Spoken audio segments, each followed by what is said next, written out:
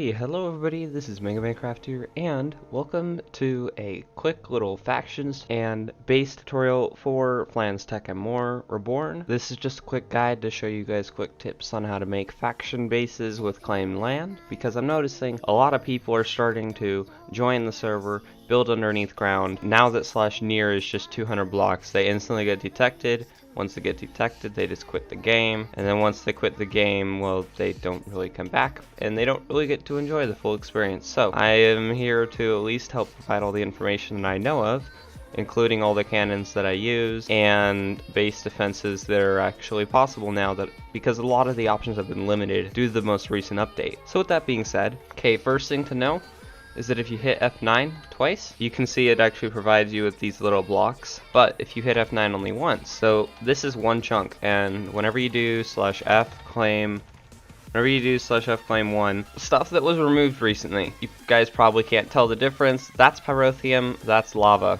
So the ability to make gen buckets for lava was removed, which means that the possibility for regen walls is pretty much no more. Regen walls are now something that will be done manually, meaning every single block of that has to be a lava bucket. Really tedious. Pyrotheum and cryotheum are now both also banned. Moving on, the basic block of this update that you guys want to know about. So fluid number 1 is water, fluid number 2 is lava. Fluid number 3 is sewage, which will give you an effect of weakness, wither, and nausea. This will make people really confused when they're going into your base. If you want to implement that, that's just an option. Okay, and then you have sewage, which gives you hunger, slowness, and poison. Another thing you might want to be aware of is bounce pads, because bounce pads can basically take whatever the heck you're firing and just say no you to it. You can make the standard cobblestone wall. These have around 1 durability. And you can also make obsidian, which I'm pretty sure is around 3 durability this reset. I do know as well though that all the different hard wall tiers have more durability. I'm pretty sure this thing still has 10 durability. As for slabs, you can use stone slabs. Stone slabs have 1 durability. You can use carpenter's blocks, and you can then take a, okay, I'm failing already. Alright, so you can just right click this, make a slab, swap obsidian, there you go, you got an obsidian slab. Another thing, carpenter's collapsible blocks. Carpenter's collapsible blocks, you can chuck away the obsidian and put that thing on it to make it like extra blast resistant. Another thing that you can do for a slab in a way is quicksand, because I'll just speed up the footage here so you guys can see. And as you can see, it just turns into like a block, an entity. So the quicksand remains. So plopping that on top of a carpenter's collapsible block will do this. It'll give it the same effect, but it's also a slab. So pretty cool. Moving on, you have a platter of 6 slabs. Something to take note of is, pretty sure they have 4 or 8 durability on Obby Breaker. So the really good thing to use is slabs. As you can see, they both work as slabs. Very highly recommended that you guys do use this for your guys' bases. If not, I would recommend the Carpenter's Collapsible Obsidian, or just a regular stone slab, or the obsidian slab. I guess the only main reason that I'm saying not to use stone slabs is because otherwise people might just use an RPG and blow up your slab. A quick fun fact that I'm going to show you guys right here. Don't worry, I'm completely fine with this. But if you place SDX over this skystone stuff, it will break the skystone in 1 shot. However, it will only break the one it's sitting on. There, so you guys can see it only broke the 2 that it was supposed to break. And now we can cover this up again. Okay, so Enderium has around like 10 durabilities, but as you can see, it apparently did 1-shot the hardwall tier 3, so that's that and tier 2 just completely gone out of the park. So if you are using a rocket launcher turret, I would highly recommend maxing it out with scattershot, as it does some pretty sick things. Always max out your damage boosters though. But top 3 things to use: rocket launcher, laser turret, railgun, and just a relativistic turret player. It will give any player that comes in contact with it slowness 4. So pretty good to get if you want to launch them into your target zone. Jeez, a heart attack right there. If we do this, look how many rockets it summons. Another really cool thing to use is the laser turret. The reason that I mention this is if you max out a laser turret with fire rate, it requires 0 ammunition. However, you will have to supply it with a constant amount of power, but it will just absolutely destroy anything. Now, this stuff burns through armor too, so keep that in mind. Moving on. Next one up, that's the pretty good one, and I love it. It's the railgun one. I would recommend that you guys add range and accuracy to this. Fire rate is not that important considering it's the shot that counts on this one. This can pretty much one-shot any player. Boom. Enderman, 40 HP. Okay, time that we moved on to the second section of this. Let's move on to the walls that you can adapt. Now, the central wall that you can use, and like I said, stone slab at the bottom. Recommended, I guess, because I don't think people can RPG them, but if not, just do the whole, like, you know, Carpenter's Obsidian thing. Anyways, standard cobblestone walls, very effective, just because even if they don't have a lot of durability, they still have to stack all the way up to wherever the heck they want to shoot with them. And you can pretty much gen cobblestone walls for $1,000 up on the Gen Bucket shop. I will show you guys how to make the Gen Bucket walls, and I'll also show you guys how to make the manual walls. If you guys want to do it that way, either, it's up to you guys.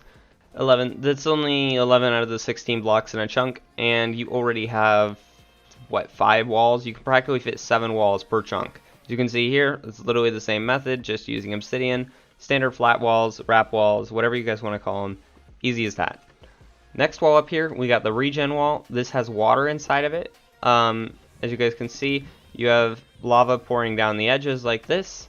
You then have obsidian, and then you have water underneath. And what this will do is that you break the obsidian, the water comes back in, and then it regens it back into stone. You can use this as a protective layer. It's pretty nice. In order to bust through this cannon, you need a cannon that is like 3 blocks long or something like that. Okay, yeah, so I just decided to basically say screw you to the red thing. You guys can see this wall a lot better right here.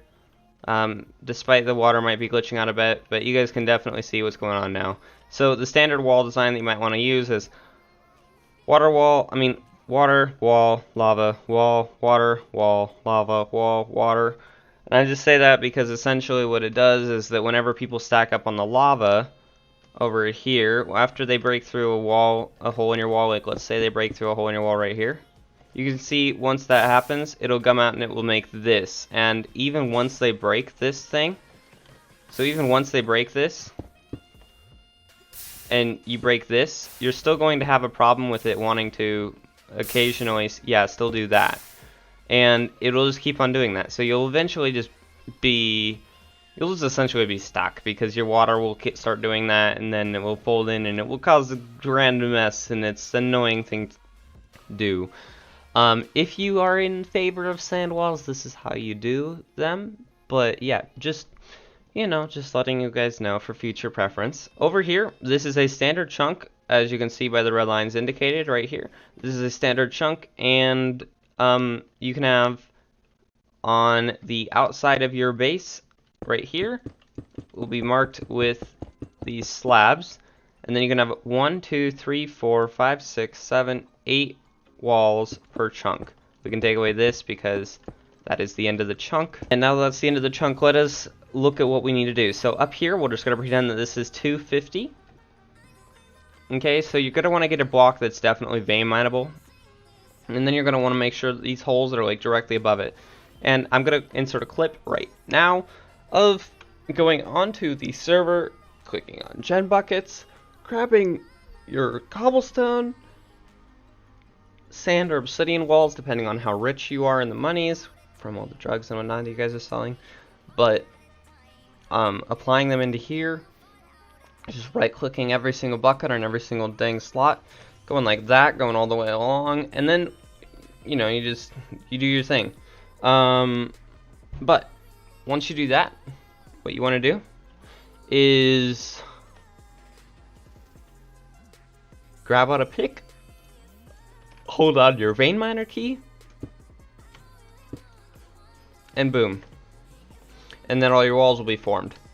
So, let's get on to the basics here. The ratio for a single player in a faction is this.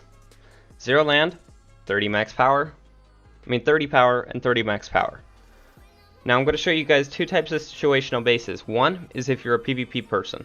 A second one is if you are like a conservative power person where you always want your power to be relatively high. So in our first example here, we're going to show you one with 13 power. Now I don't know how much you guys can die. I don't know how much power you guys lose when you die, but having less than half of your max power as land obviously would seem safe to me. So what this is a 9 is a 3x3 square with 1 at each end. Okay, and that adds up to 13 chunks. You can claim me this. You can make your little base in here. Just keep in mind this is not a 16 by 16 interior. This is indeed only a not 14 by 14. It's a 12 by 12 box with 10 by 10 interior. While it's small, it's safe, and here's why. See that block right there? People want to cut down this from the outside. They're going to hit this wall. They hit this wall. They're going to just cut straight through like that. So, in order for people to hit this box, they're going to have to cut through these walls, which leaves you a total of 1, 2, 3, 4, 5, 6, 7, 8, 9, 10, 11, 12, 13, 14, 15, 16 walls that your opponent now has to go through to get over to your base.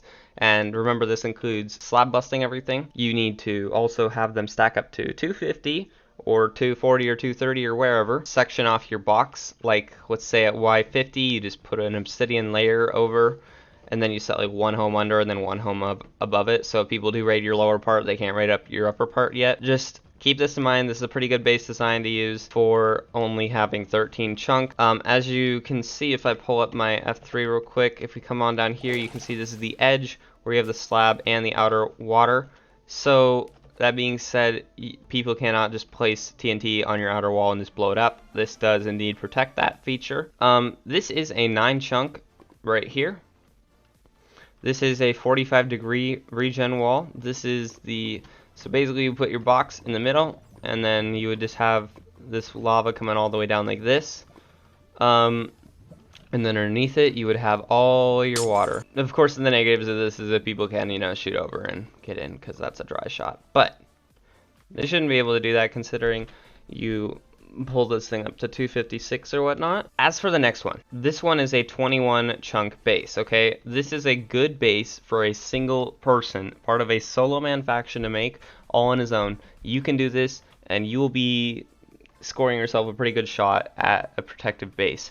This costs 21 land, which means that after dying twice in PvP, you need to go back up to your base and regen up some power again. However, this base is really protective. As you guys can see, there's your center right here. It is a bit smaller, but that is, of course, once again for the protection value. You do have 1, 2, 3, 4 walls. This does alternative between water and lava to make it even more protective. You have like a sand wall or a checkbox. So if people do get through here, you will know. Just look at all the protection that you get right here. So you have all this defense that you can use. People cannot bust in through the corner because you of course have walls like that, and that makes it a bit complicated to do. And that's a decent solid amount of protection for one base. So just a quick look over for you guys. There you go. That's what it looks like. Let me just take out F9. There you go. So that is a 21 chunk decent looking base. So, now that we've talked about bases, I think it's time that we move on to the cannons.